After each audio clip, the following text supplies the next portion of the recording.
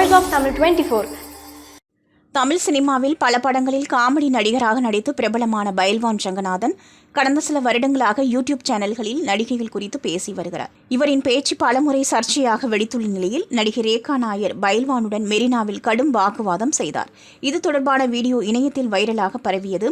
ஆனால் பைல்வான் தொடர்ந்து தனது வீடியோக்களை வெளியிட்டு வருகிறார்.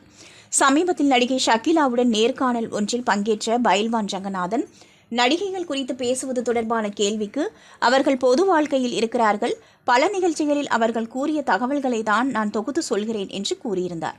அதன் பிறகு நீங்களும் பொது வாழ்க்கையில் இருக்கிறீர்கள், உங்கள் மகள் பற்றி பேசலாமா, உங்கள் மகள் வேறொருவரை காதலிக்கிறார் என்று ஷக்கீலா சொல்ல என் பெண்ணை பற்றி பேசினால் நாக்கு அழுகிவிடும் என்று பைல்வான் கூறியிருக்கிறார்.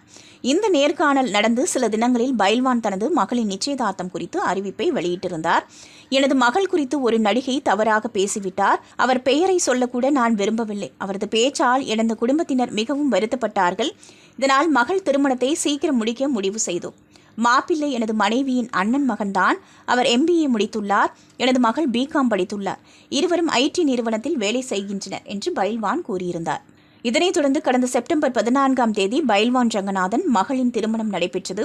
இந்த திருமணத்தில் கலந்து கொண்ட சிறகடிக்க ஆசை சீரியல் நடிகர் பழனியப்பன் இது தொடர்பான புகைப்படங்களை தனது இன்ஸ்டாகிராம் பக்கத்தில் வெளியிட்டுள்ளார்.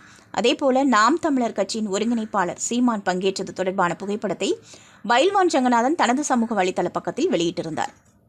நீங்க பார்த்துட்டு இருக்கிறது Voice of Tamil 24. Like, share and subscribe.